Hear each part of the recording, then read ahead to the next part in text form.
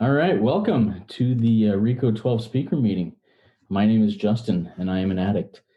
And thanks to my God, the steps, and the fellowship of other addicts, I'm sober one day at a time since June 19th, 2015. And for that, I am beyond grateful.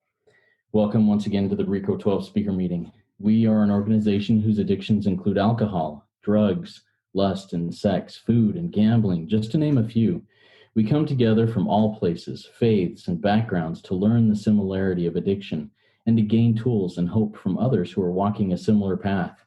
We invite recovering addicts with at least 1 year sobriety and who are actively working their recovery in their respective fellowships to share their experience, strength, and hope on a live Zoom meeting each Friday at 10 a.m. Pacific time for 20 to 25 minutes. Then we, the live audience, get the opportunity to ask questions of the speaker for another 20 to 25 minutes.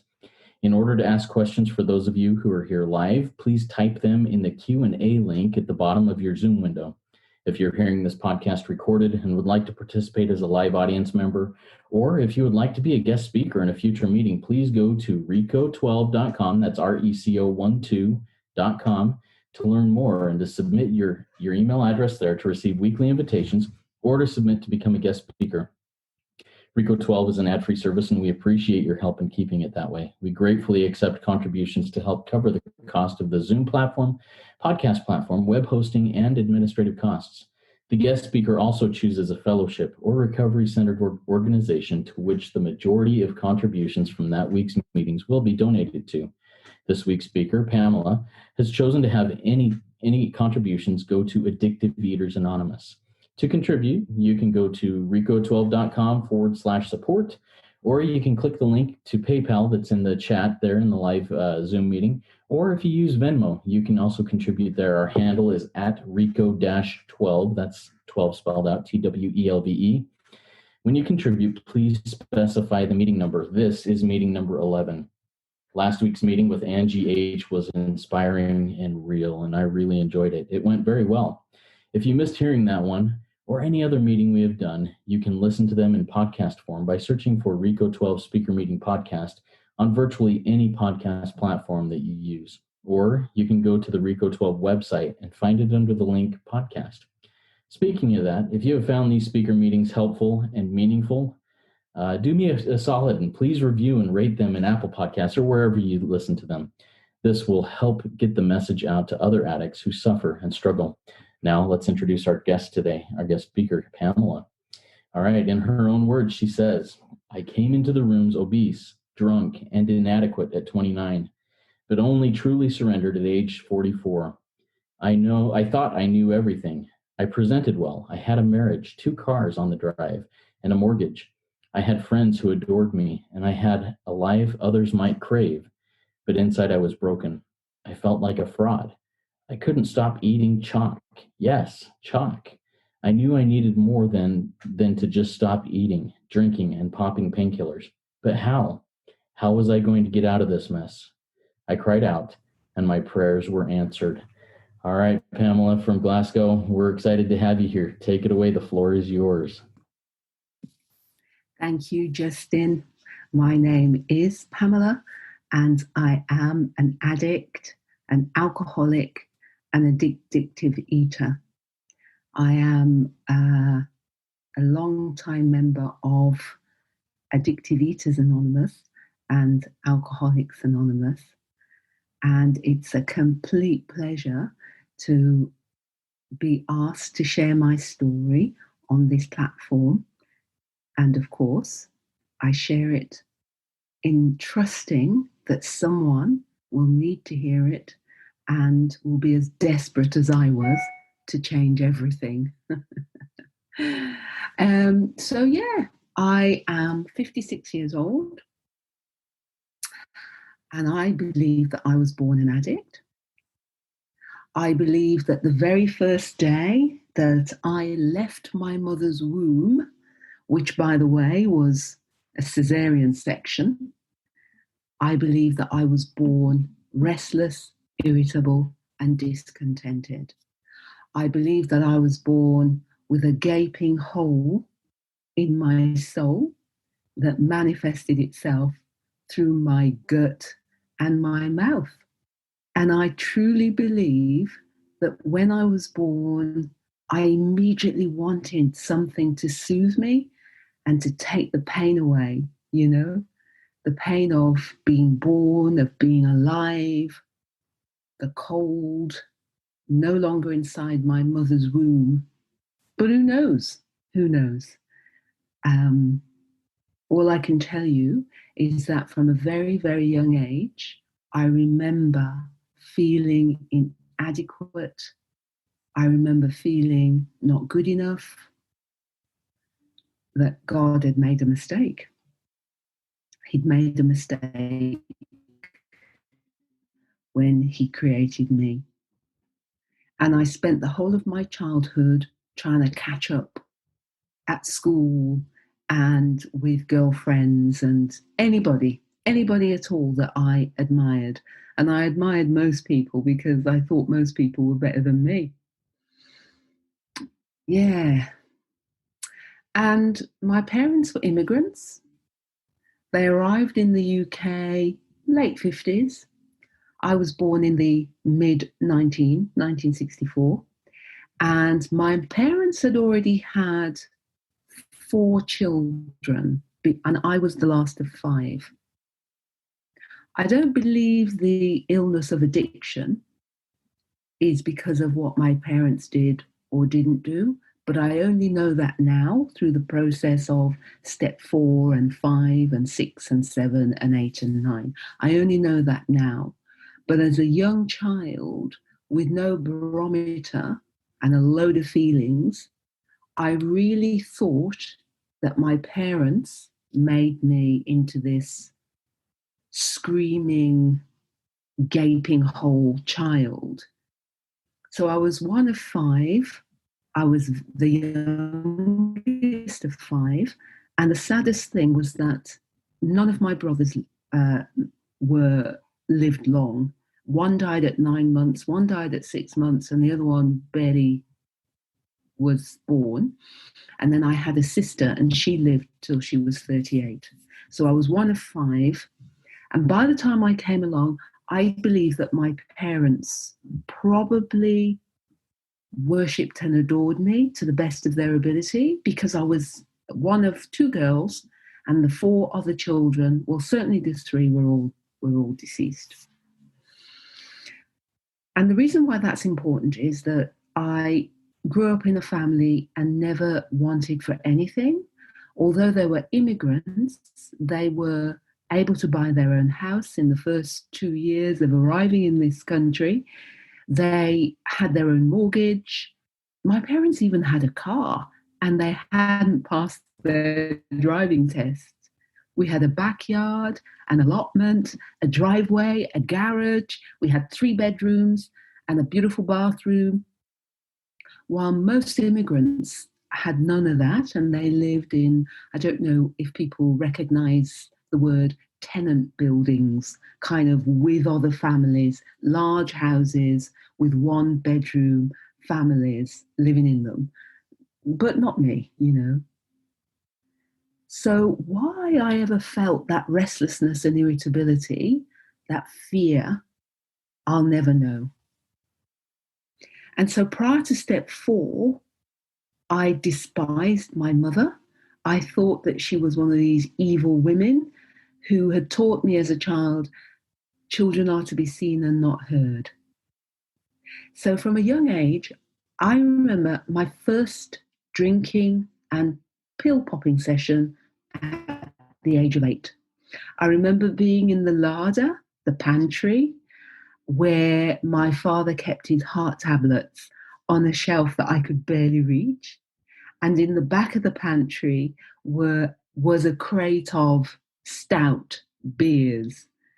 And I remember being so irritated, so desperately needing to share my feelings, but unable to do it, that I reached up for my dad's heart tablets, and I took a whole load of them and swallowed it down with the dregs from a bottle of beer.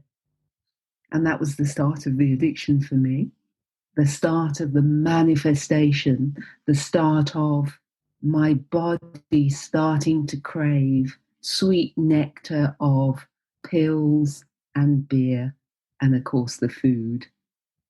You know, food is, in my culture, food is in abundance, it's delicious, and you daren't come to visit my parents without having a feast of a meal. So when you're 8, 9, 10, and you're in a household that loves and adores you, and you're in a household where you think children are to be seen and not heard, it's just so easy to abuse food. Food was my number one addiction. It was delicious. And my mother was a great cook. You know, they came from the Caribbean. So if you know anything about Caribbean food, jerk chicken, jerk pork, fried fish, dumplings roasted, dumplings fried, and dumplings boiled in a stew. I mean, and my mother was, she worked as a chef in a college. So she would bring home the gatos, the apple pies, the mince pies, and the bars of chocolate. So, and because we were a well-off family, it was piled high. And because I was loved and adored, I just ate. And I ate because sugar and wine, and by this time, Avocat, Baileys, brandy, all of the liqueurs piled into one glass was just easy for me to eat and drink. So that was my childhood. Don't talk, don't speak unless you're spoken to, and just eat, and all the feelings will go away. And I remember going to bed often, turning to my sister and saying to her, I've just taken Dad's pills. And she would laugh. I mean, she didn't know what to say. And furthermore, my sister was also an addict, and she died of morbid obesity when she was 38 in 1999. So the two of us together were eaters. My sister would come down in the middle of the night. I loved my sleep too much. I would never come down in the middle of the night and disturb my sleep, but I was an eater. I grazed like a cow 24/7.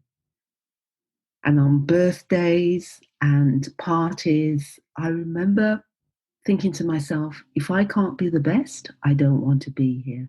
And for school and games, if I can't be the best, I'm not taking part in those schools and those games.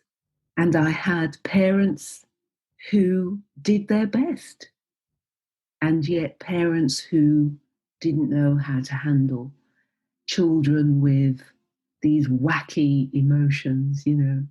So none of that, I'm not blaming any of that on my parents. I know that my parents were probably, especially my mother, she was probably one of us, probably had addiction. She died too, 10 years ago, of diabetes and drinking and eating, and also obese. So I think she probably had this illness. And so in the step 4 and the step 9, I can look at my parents and forgive them and know that you can't pass on what you haven't got, and they did their best. And in any case, I am so pleased that they came from the Caribbean. They gave me this wonderful opportunity to be born British, my education, my career, this very house that I live in is all due to the fact that my parents had the courage to come to the motherland where the streets were paved with British gold and make a go of it. So I can't blame them. They did their best. So here I am today. That was when I was 8, 9, and 10, and I am now 56. So I came into the rooms when I was 29, around about 1993 maybe. I'd had enough of me. I'd had enough of the restlessness, the irritability. Add into that oozing self-confidence, which I now know is ego. Add into that arrogance. Add into that a good career, some money, good looks, recipe for disaster and rock bottom, you know. I know that now. I didn't know that then. So I had a job, I had a good education. I started my career and left home at 18, but I couldn't stop eating, and I couldn't stop drinking, and I couldn't stop drugging.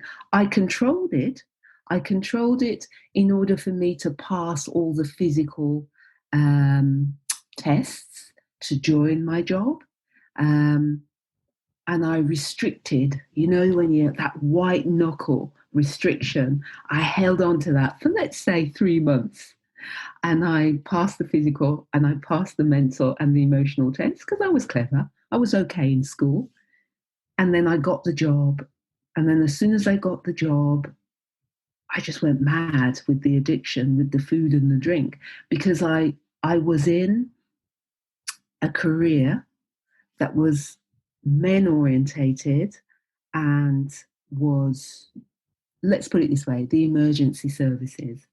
And when you work for the emergency services and the shifts are 24 hours a day, it's easy to abuse drink, drugs, and food because you can tell yourself, I told myself, I needed it. I needed it. I was tired. I needed it. There was a lot of pressure.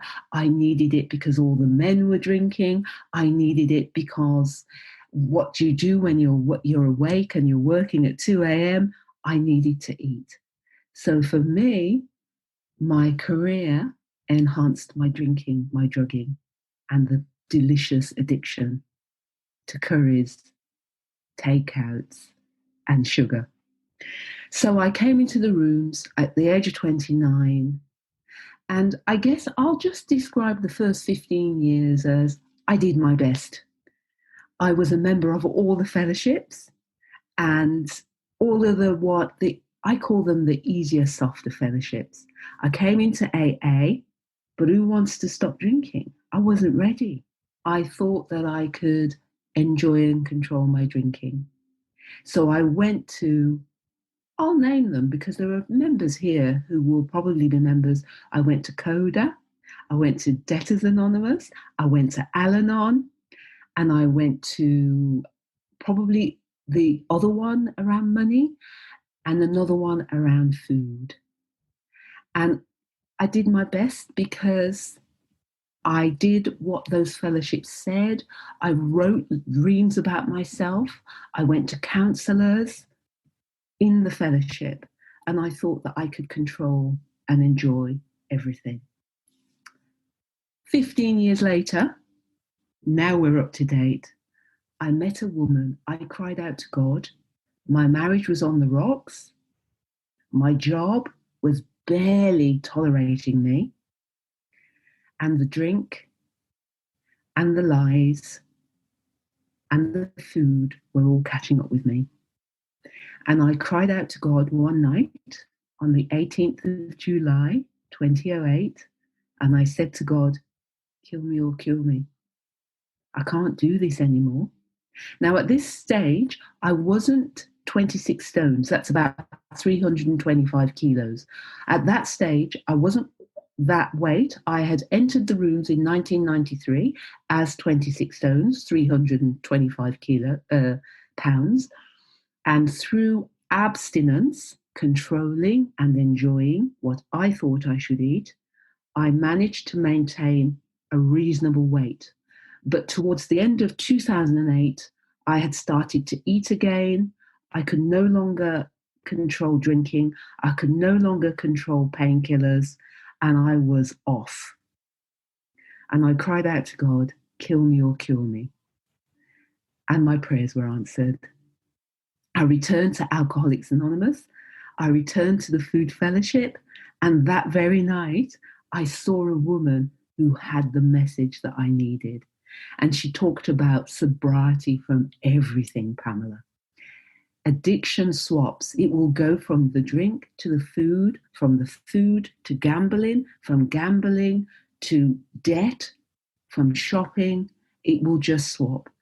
And she shared with me that sobriety is about freedom from all substances and behavior. And she certainly identified with Addictive Eaters Anonymous. And that's where I met her. I met her in the fellowship of Addictive Eaters Anonymous. And that lady is still my sponsor today, 12 years later.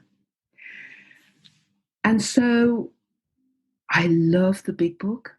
I love reading all of the solutions, and the particular one that I want to share on in my solution is page 13 of the big book, which is Bill's story. And he talks about destruction of self. It meant destruction of self. It actually says self-centeredness, but I prefer saying self. That self of mine, that ego of mine, that big personality, that big shotism, that lovely smile of mine, it's got to go. It has its appropriateness. Of course it does. Of course I use my smile and my personality in my career and to attract other addicts into the solution. But when it comes to using it to manipulate and get what I want, destruction of self. And then the next line is, it talks about these were revolutionary and drastic ideas. Revolutionary, let me look it up, we might as well, so I can get it right. Page 13, maybe even page 14. These were revolutionary and drastic proposals. Well, I wonder what he's talking about there. Well, when I met my sponsor, I tell you, I needed people to tell me how to live. I needed people to tell me how to take action on a 24-hour basis. I needed to know how to relax and take it easy. And I needed to know how to form a relationship with a power greater than myself. And I love all of our fellowships books. I love the end of step 1 in the 12 and 12, the last 3 paragraphs. And it says something, well, who cares to go to these drastic measures? Who cares to talk about a power greater than themselves? And who cares to ask for help and have their ego smashed? None but the desperate.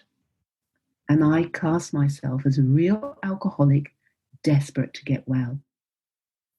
And my sponsor said, and are you willing to go to these extremes? And I said, yes, I am. I've had enough of me. I've had enough of my big shotism, my big personality, and thinking that I know everything. And of course, because of my job and because I'd been in and out of the fellowship since 1993, when I first asked for help in 2008, I thought I knew the 12 steps. And I thought I knew what surrender was. And I thought I knew what I should eat and how I should behave. But since being around these people in Addictive Eaters Anonymous and Alcoholics Anonymous, I have had to learn a new set of spiritual principles. I've had to ask for help like a newcomer. And I've been given that help free of charge. It's a marvelous, absolutely marvelous fellowship. And I love when Bill W. continues in the story and he says, like, you know, when I am plagued by waves of self-pity and resentment, page 15, that nearly drives me back to drink, I find that when all other measures fail, work with another alcoholic saves the day. And these, for me, are the revolutionary and drastic proposals that the big book talks about. Having a relationship on a daily basis with a sponsor and other sober women and men who can help me sort out my life problems, and most important, sort out my head. Because as we know, the problem with the alcoholic is in his thinking, and it's my head. That mental obsession that is followed by the craving for food and drink and drugs. That's my problem. That's my dilemma. And the 12 steps and a good sponsor and certainly a relationship with God enables me to transcend, not just live white knuckling from food and drink and drugs, but to transcend the obsession and to live a life full of action, freedom, joy, in order for us to be of maximum use to God to my family, to my husband, and to the man in the street, and certainly to another alcoholic. So, yeah, 2008, I asked for help. She told me what to do. She made suggestions. Justin, tell me, is time up? Because I've lost my timing. You've got 3 or 4 more minutes if you'd like to take it. Great. Excellent. So I am in love with this fellowship. This fellowship has given me my life back. This fellowship gave me my finances. It absolutely mended my marriage. It's given me good mental health. It's given me friends beyond my wildest dream on every continent, in almost, I don't know, wherever there's AA, I've probably got at least one friend. Wherever there's AEA, I've got 5 friends in all of, the fellowship. We know each other very well. And on a daily basis, I will endeavour to call another member, usually my sponsor. But of course, this program is a bridge to living. I don't hang on to my sponsor like a baby that needs suckling. Of course I don't. But I do enjoy that diminishment of the ego. So every day I wake up and I ring my sponsor, let's say to check in. I don't like that term, but to check in. I don't always get a hold of her, and so I rely on a power greater than myself. But my ego, my sponsor helps me to make life decisions when I am confused and upset. And after ringing my sponsor each morning, I sit still with the book and I'll read one of the many things that we've talked about today from the big book. And then I'll share that with the women I sponsor, or anybody who phones me, actually, the sponsees or other alcoholics, addictive eaters who need help, or, we just share on a daily basis. And then I will go out into the world and just be normal. I'll do my normal job. I'll go about smiling and dog walking, checking in on my neighbours and having a cup of tea. Today was a beautiful day. My car went through the MOT. It passed with flying colours. I'm happy about that. Today I talked with my husband about our next vacation, when we're going to have that after the lockdown. Today I had a nap. Today I read my favourite spiritual book outside of AA literature. I read, in Addictive Eaters Anonymous, we only use AA literature because that's how you get well.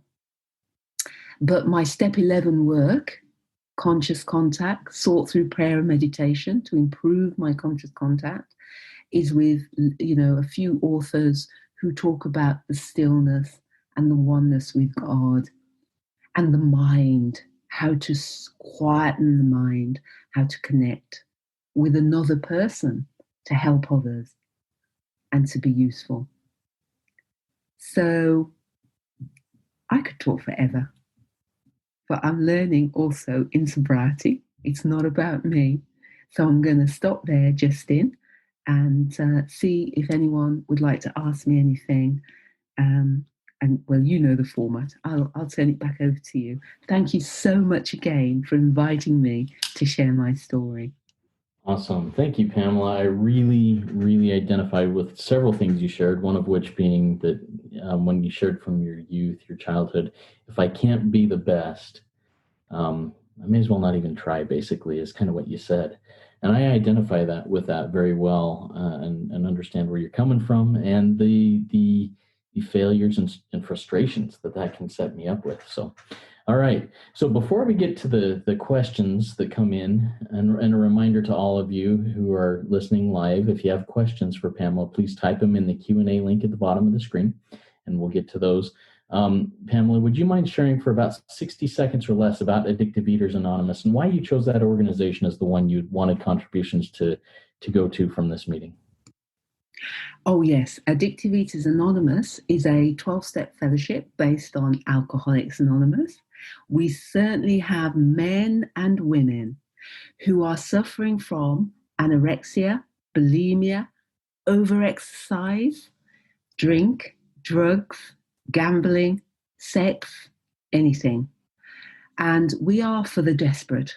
People who absolutely binge eat, can't stop eating, anorexic, bulimic, can't stop thinking about food. We are a new fellowship. Our members have been practicing these principles of Alcoholics Anonymous for over 40 years. The fellowship itself is fairly new.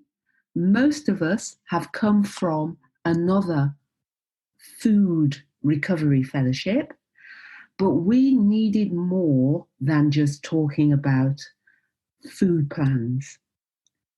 Addictive Eaters Anonymous absolutely goes further. It's not about the food. The food is just a symptom of the problem. Addictive Eaters Anonymous is about sobriety from all mind-altering substances. And it's about acknowledging that we need to go down to the roots and the causes. It's not just talking about the best food plan. Awesome. Thank you for that. And I was actually going to ask a couple of those questions that you answered there. So that's really, really helpful. I appreciate it. So to our audience, live or podcast, if you're feeling a nudging to make a small contribution, please do so through the links here. We're at rico12.com/support, or you can go directly to Addictive Eaters Anonymous and donate there too if you wish. Now it's time for Pamela to answer your questions. Once again, if you have questions, make sure you send them in through the Q&A link at the bottom of your screen. I'll get us started off with a couple of things that came to me as you were sharing, Pamela. You talked about the 15 years that you were in fellowships between, your first entrance into them and when you had your awakening, that spiritual experience that you talked about. During those 15 years, did you work with sponsors, work the steps in each of those fellowships? Did you sponsor others? Tell me about how come, if you did those things, how come that didn't take at that time? How come it didn't what? How come it didn't turn into this massive spiritual change, the spiritual experience that we talked about there? Yeah. Yes, thank you. I think that I would class it as what is written in the book of AA. It says that some people come along and feel a little bit better. And that was me. So I came into AA and the other food fellowship in 1993. I identified here were people who talked about addictions to food and drink. I immediately felt better. I immediately got myself a sponsor. And for me, Justin, sometimes the sponsor can become more of a friend and a therapist rather than a spiritual advisor. I'm not blaming. The quick way to sum it up is I had not yet surrendered. Shall we talk about the definitions of surrender? I was not willing to go to any lengths to get well. I did not know the difference. I did not know that the solution to all my problems is in the big book, and that if I follow the readings and follow the help and wholeheartedly abandon myself to what is written, wholeheartedly abandon myself to surrender and giving up my own ideas. But I didn't know it. So those first 15 years, I felt better around the addiction. I didn't drink as much. I didn't eat as much. I lost weight. So on the outside, it looked as though I was doing well, but on the inside, I was still broken. Do you feel like you were abstinent or sober at that time, or do you think it was more the white knuckling, or were you trying to drink, as we read in the materials, drink like a gentleman or whatever, eat like a gentleman, whatever that may look like? What are your thoughts on that? That is an excellent statement. I really thought that I could control and enjoy my drinking and my eating. I remember it so well. And I also had arrogance because I was a professional woman. And I walked into AA and I thought, factory workers, trash men, butchers and bakers? Really? Trying to tell me how to live? So I did not believe that these people could help me.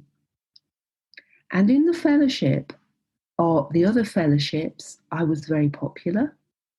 And I managed to become the chair of this intergroup, the chair of this United Kingdom group in the fellowships. The ego grows if left unchecked. Sitting on my spiritual laurels doesn't help me. Believing that I'm clever and intellectual and a professional woman does not stop addiction. It grows arms and legs when you're not vigilant and on top of this thing. Thank you. Yeah, Pamela, as you're sharing that, during those 15 years, you, from the outside, looked like everything was just chugging along great in your sobriety and your walk in recovery and everything. But you had that awakening, that spiritual awakening 15 years later. What type of pride hit was that for you to take a step back and go, wow, I have to basically start all over with these things? And what kind of feedback did you get from others of your fellowships who had maybe put you on a pedestal at that point? How did that Excellent. Look? Yeah. Well, for me, it wasn't a problem because when I just had enough. I'd had enough of being smart. I'd had enough of doing things my way. It just wasn't working. My marriage was on the rocks. My husband got sober before me, and he had a really good sponsor, and his sponsor had advised him, when your wife comes home drunk, say nothing. Don't text her, don't hound her, don't see where she is. Leave her alone. Leave the alcoholic alone. They're just another sick alcoholic. And that's exactly what he did. So he had a good sponsor. It's the best thing he ever did for me because I came crashing down and I was fed up. And I said to God, all right then, kill me or kill me. Suicide or not. And the friends in the fellowship, of course, they're so forgiving. Of course they are. They're still friends now. But they didn't have what I wanted because they're friends. That's exactly right. Friends. Easy does it. Softly, softly friends. I needed more than that. I need a sponsor who is not my friend. My sponsor is more than a friend. My sponsor is a spiritual guidance. My sponsor is someone who can see through my stuff, who helps me with my emotional and spiritual recovery. She's not my friend. And that's what I needed. So yeah, still very much friendly with those people, but some people might describe, in fact they did, a couple of them back in my hometown said, I'm not ready to do what you do. These things are extremes. Your food plan appears to be extreme. Well, my goodness me. If food is killing you in the way it was killing me, what I eat today is an absolute lifesaver. Well, that's very, very interesting stuff. We have a question that came in from Zach. Zach says, thank you, Pamela. I have been uplifted by your share. What are your suggestions for dealing with discouragement when addictive urges seem to keep coming back and coming back again?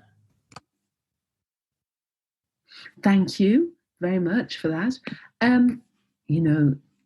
This program is so simple. They say it's not easy, but it's simple.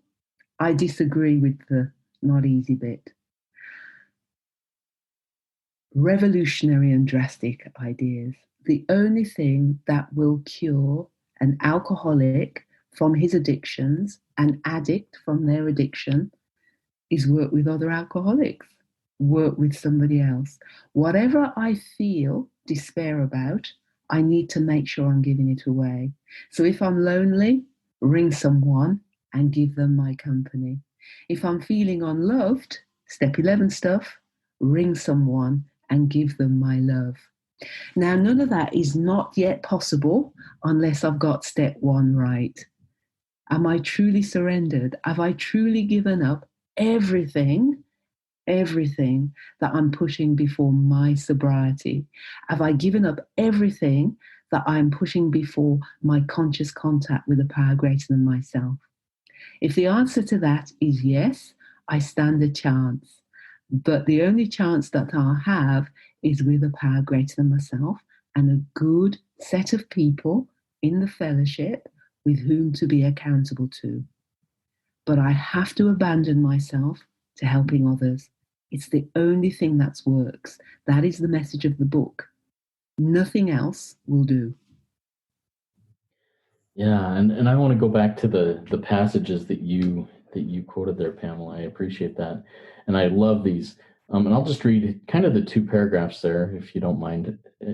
On page 14 of the big book, reads simple but not easy. A price had to be paid.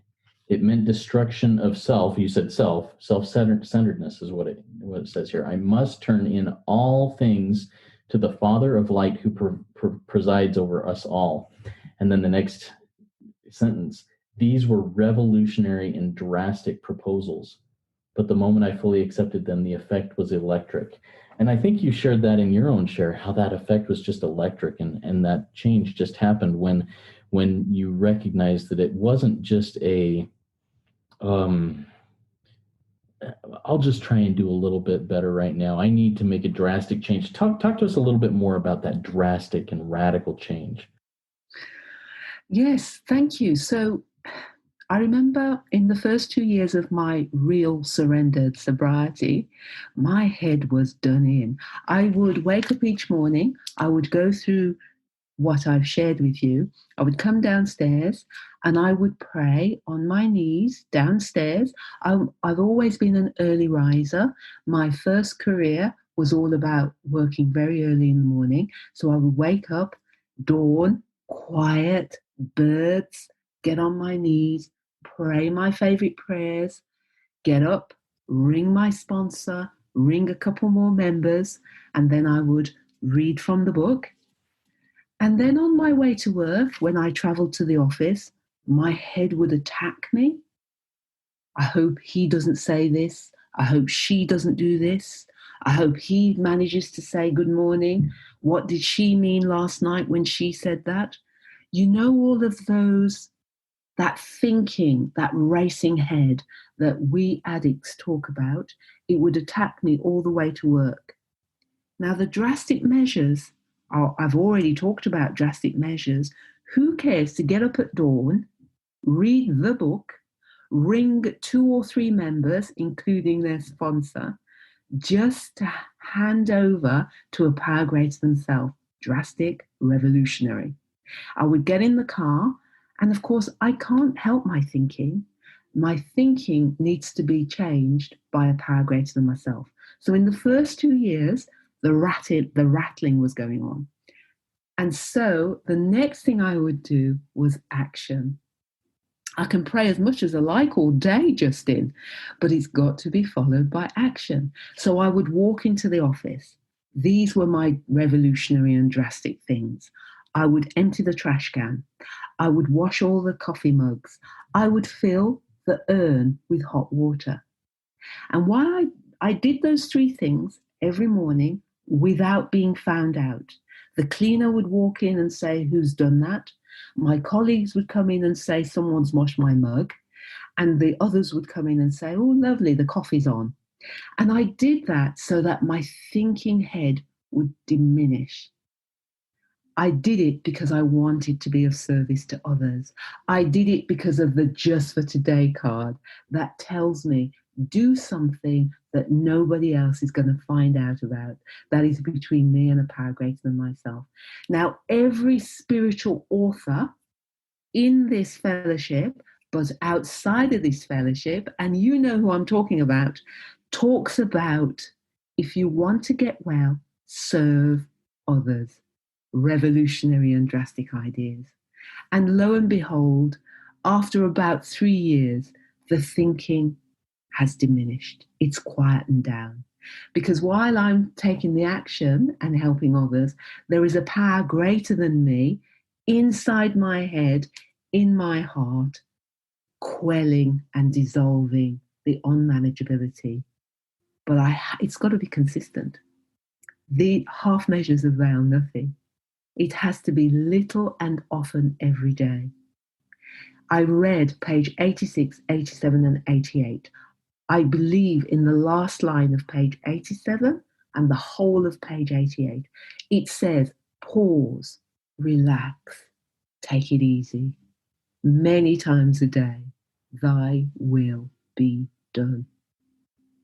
Revolutionary, drastic ideas, diminishment of self. Love that. That's basically walking through steps 10 through 12 there in that day. I'm watching, I'm seeing, okay, what's going on? What's happening in my head? The rattling in my head. What is it? I'm doing a surrender. Thy will be done. I'm going to turn it over. I'm going to surrender, give it up. I'm powerless over it. Take it, it's kind of a 1, 7, 11 type thing. And then you get to work.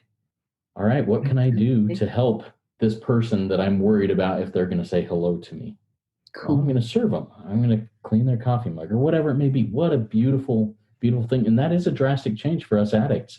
We are so I am so stuck in my own head, of, well, if that person thinks this about me, what am I going to do about it? How's this going to affect me? Rather, I should say, well, if that person thinks this about me, I'm just going to love them anyways and serve them anyways. And that is a drastic change. Beautiful. It's miraculous. I mean, I can't do this by myself. When I hear myself say these things, much more when I hear myself do these things, who is this person? This self-centered, narcissistic, egotistical female that just wanted herself to be loved and cherished, so she drank and drugged. Who is this person that now washes coffee mugs and picks up litter when nobody's looking and nobody knows and nobody pats her on the back? This is a change far beyond my control.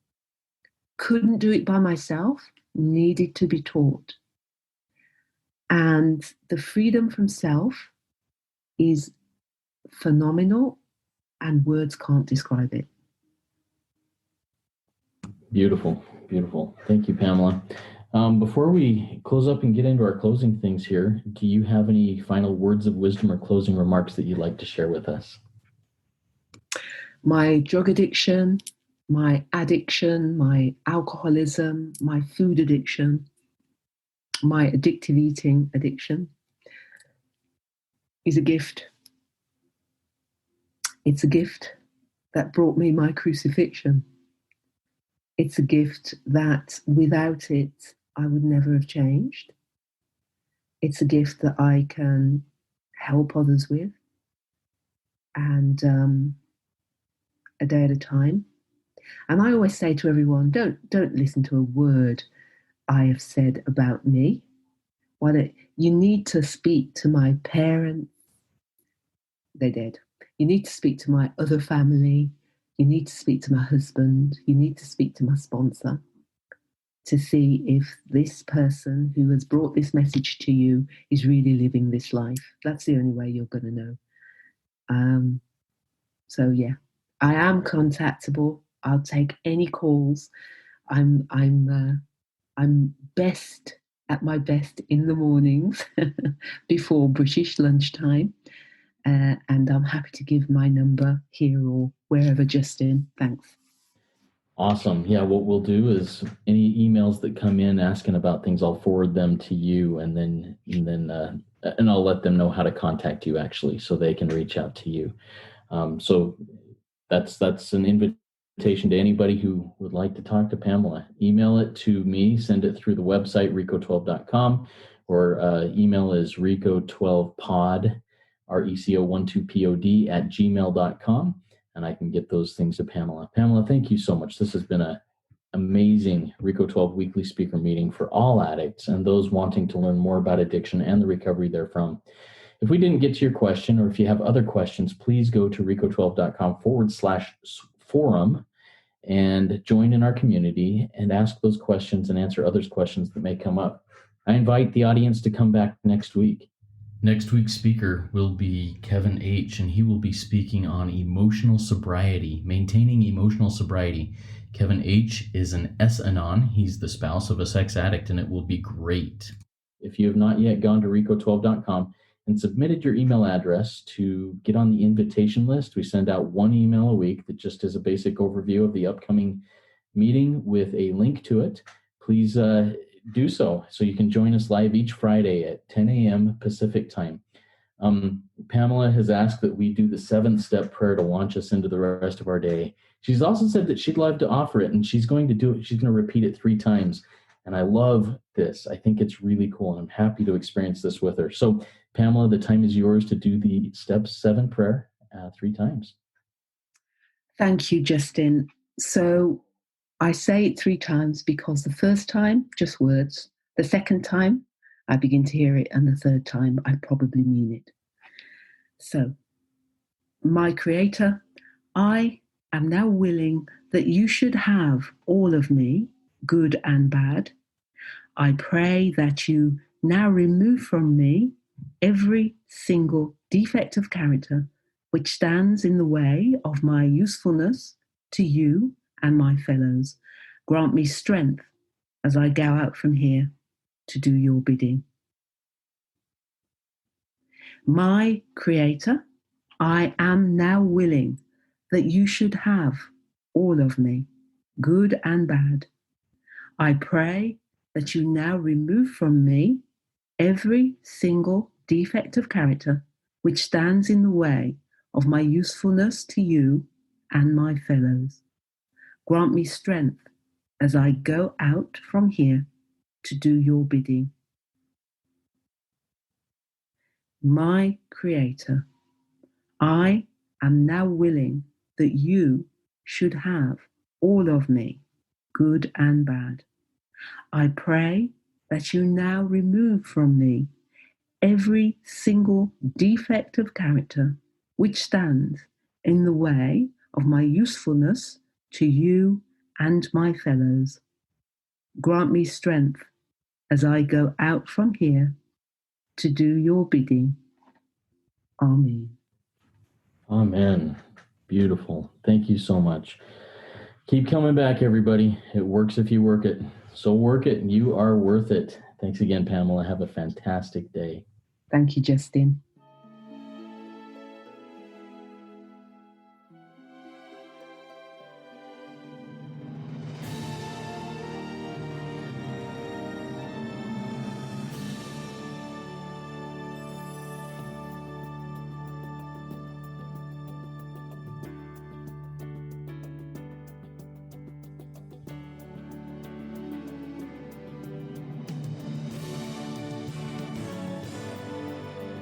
Standing still a moment, carving out this time, reflecting on the landscape of this life of mine.